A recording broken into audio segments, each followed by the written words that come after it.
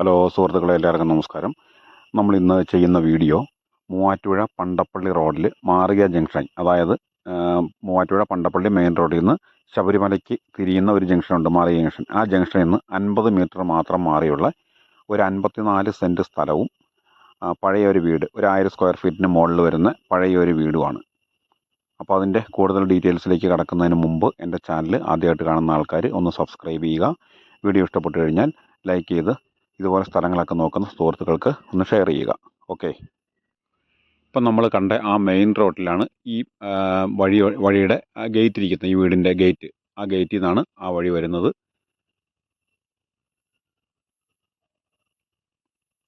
അത് നേരെ വീട്ടിൻ്റെ മുറ്റത്തേക്കാണ് ഇറങ്ങുന്നത്.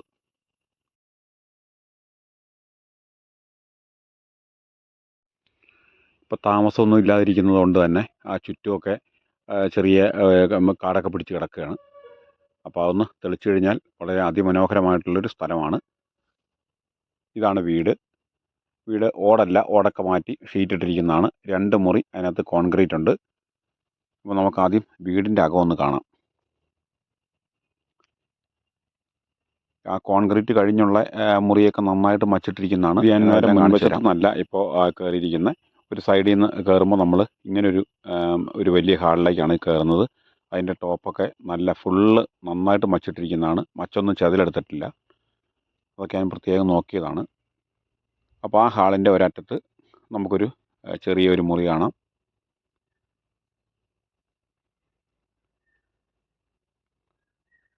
ഇത് കണ്ടോ, ഒരു ബീം കണ്ടോ? ഇതുപോലെ വലിയ ബീമൊക്കെ ഇട്ട് പണ്ട് മച്ചിട്ടേക്കണ ഒരു വീടാണിത്.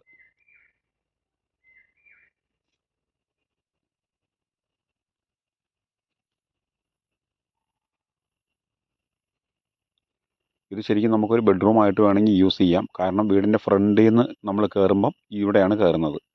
ഇതാണ് ശരിക്കും ഫ്രണ്ടിൽ നിന്ന് കയറുമ്പോൾ തന്നെയുള്ള ഒരു ലിവിങ് ഏരിയ എന്നൊക്കെ വേണമെങ്കിൽ പറയാം. സിറ്റ് ഔട്ട് അല്ലെങ്കിൽ ലിവിങ് ഏരിയ.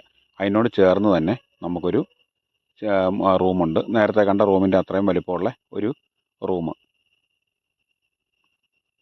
ഇത് രണ്ടും, ഈ ഏരിയയും ഇപ്പോൾ കാണിച്ച റൂമും കോൺക്രീറ്റ് ആണ്. ബാക്കി കംപ്ലീറ്റ് ഷീറ്റാണ് ഇട്ടിരിക്കുന്നത്. അപ്പോൾ അതുകൊണ്ട് പഴയ ഓടിട്ട വീടാണെന്ന് വിചാരിച്ച് ചോരും എന്നുള്ള സംഭവമൊന്നുമില്ല. കംപ്ലീറ്റ് ഷീറ്റ്, ഓടെല്ലാം മാറ്റി ഷീറ്റ് ഇട്ടിരിക്കുന്നതാണേ. ഇവിടെയാണ് ഡൈനിങ് ഏരിയ. അതിപ്പോൾ ലൈറ്റ് ഇല്ലാത്തതുകൊണ്ട് അത് ക്ലിയറായിട്ട് കാണാൻ പറ്റുന്നില്ല. അതിൻ്റെ അവിടെ നിന്ന് വേറൊരു മുറി, ആ മുറി ഒക്കെ സീൽ ചെയ്തിരിക്കുന്നതാണ്.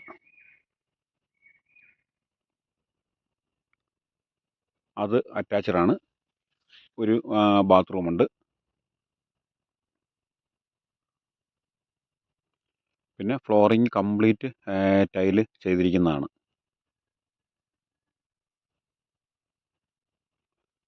ഇതാണ് അടുക്കള. വിറക് കത്തിക്കാനുള്ളൊരു അടുപ്പ് അവിടെ ഉണ്ട്. ഒരു എക്സോസ്റ്റ് വെച്ചിട്ടുണ്ട്. പിന്നെ അവിടെ ഒരു സിങ്ക്, അത്യാവശ്യം കൈകാര്യം ചെയ്യാനുള്ള സ്റ്റോറേജ് സ്പേസസ് ഒക്കെ ഉണ്ട്, സാധനങ്ങളൊക്കെ വയ്ക്കാനുള്ള. അതുകൂടാതെ ഒരു സ്റ്റോർ റൂമുണ്ട് അടുക്കളയുടെ പുറത്ത്. സ്റ്റോർ റൂം മീൻസ് ഒരു വർക്ക് ഏരിയ ഉണ്ട്. സ്റ്റോർ റൂമല്ല, ഒരു വർക്ക് ഏരിയ ഉണ്ട്. അപ്പോൾ ഇത്രയാണ് ഇതിനകത്ത് ഈ വീടിന് ഏരിയ വരുന്നത്. പിന്നെ ഇവിടെ ഒരു ബാത്റൂമുണ്ട്. ശരിക്കും ഇത് നമുക്ക് അറ്റാച്ച്ഡ് ബാത്റൂം പോലെ കണക്കാക്കാം. കാരണം അവിടെ ഗ്രില്ലൊക്കെ ഇട്ട് ക്ലോസ് ചെയ്തിട്ടുണ്ട്. അതുപോലെ ഇവിടെ നമുക്ക് ഗ്രില്ലിട്ട ഒരു വാതിലുണ്ട്, അത് നമുക്ക് ക്ലോസ് ചെയ്യാൻ പറ്റും. അപ്പോൾ ഇതാണ് വീട്. അത്യാവശ്യം ഒന്ന് ഇത് പെയിൻ്റൊക്കെ ചെയ്തെടുത്താൽ നന്നായിട്ട് നമുക്ക് താമസിക്കാൻ പറ്റുന്ന ഒരു വീടാണത്. വേറെ ഒരുപാട് മെയിൻ്റനൻസ് ഒന്നും വീടിന് ചെയ്യണ്ട. അപ്പോൾ നമുക്കിനി ഇതാണ് നമ്മളെ വീടിൻ്റെ മുറ്റത്തുനിന്ന്, അതായത് റോഡിൽ നിന്ന് കയറി വരുമ്പം ഉള്ള വീടിൻ്റെ മുറ്റത്തുനിന്ന് നമ്മൾ നേരെ ഇതിൻ്റെ അതിരിലേക്കാണ് പോകുന്നത്. ഒരു സൈഡിലെ അതിരിപ്പോൾ കാണിച്ചു തരാം.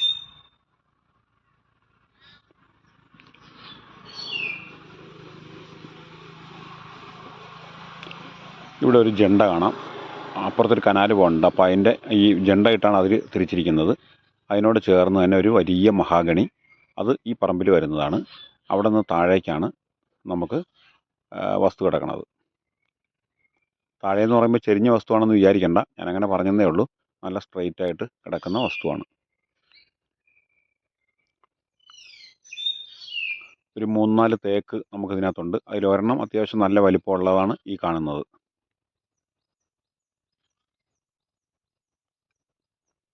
കനാൽ പോകുന്നത് കാണാം നിങ്ങൾക്ക്. അതിൻ്റെ അവിടെ ഒരു ജണ്ട കാണാം, അതാണ് അതിര്. ആ ജണ്ട കഴിഞ്ഞ് ഇപ്പുറത്തേക്കാണ് നമ്മുടെ വസ്തു കിടക്കുന്നത്. ഇതുപോലെ തന്നെ അപ്പുറത്ത് ഒരെണ്ണമുണ്ട്. നമ്മൾ നേരത്തെ മുകളിൽ ഒരെണ്ണം കണ്ടു. 3 ജണ്ട അതിരായിട്ട് നമുക്ക് കാണാൻ പറ്റും. പിന്നെ ഇത് ഫുൾ കായായ ജാതിയുണ്ട്. ഇതിനകത്തൊരു 10 ജാതിയോളം ഉണ്ട്. അത് കൂടാതെ ആഞ്ഞിലി മരങ്ങൾ വലുതുണ്ട്. പിന്നെ ഒരിക്കലും പറ്റാത്ത കിണർ വെള്ളമുണ്ട്. നല്ല നിരന്ന പ്ലോട്ടാണ്. അത്രയും വലിയൊരു റോഡിൻ്റെ സൈഡായിട്ട് കിട്ടുന്നതാണ്. ആഞ്ഞിലിയെല്ലാം നല്ല വലിപ്പമുള്ളതാണ്. അതുപോലെ ജാതി എല്ലാം നല്ല വലിപ്പമുള്ള ഫുൾ കായായ ജാതിയാണിത്. നാടൻ ജാതിയാണ്. അതുകൊണ്ട് തന്നെ ഒരുപാട് വർഷം ഇനിയും നമുക്കിതിനകത്ത് നിന്ന് കായ ലഭിക്കും. കിണർ കാണിച്ചു തരാം. കിണറ്റിൽ ധാരാളം വെള്ളമുണ്ട്. ഒരിക്കലും പറ്റാത്തൊരു കിണറാണ്. ഇത് ക്ലീൻ ചെയ്തെടുത്തു കഴിഞ്ഞാൽ ഇത് നല്ല നമുക്ക് കുടിക്കാനൊക്കെ യൂസ് ചെയ്യാൻ പറ്റുന്ന അത്രയും നല്ല വെള്ളം. ഇതുണ്ട് വെള്ളം കിടക്കുന്നത്. ധാരാളം വെള്ളമുള്ള കിണറാണ്. എത്ര വേനൽക്കാലത്തായാലും ഇതുപോലെ തന്നെ വെള്ളം നമുക്ക് ഇതിനകത്ത് കിട്ടും.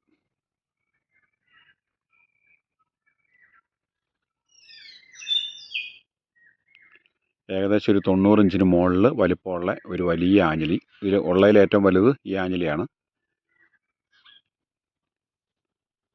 ഇത് കൂടാതെ ഒരു 7ഓളം ആഞ്ഞിലി വേറെ ഉണ്ട്.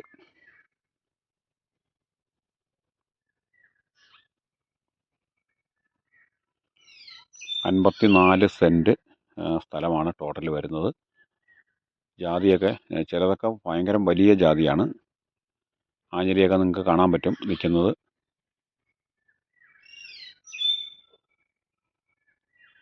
ഒരു 60 ഇഞ്ചോളം വലിപ്പമുള്ള 2 ആഞ്ഞിലി അടുത്തടുത്ത് നിൽക്കുന്നുണ്ട്.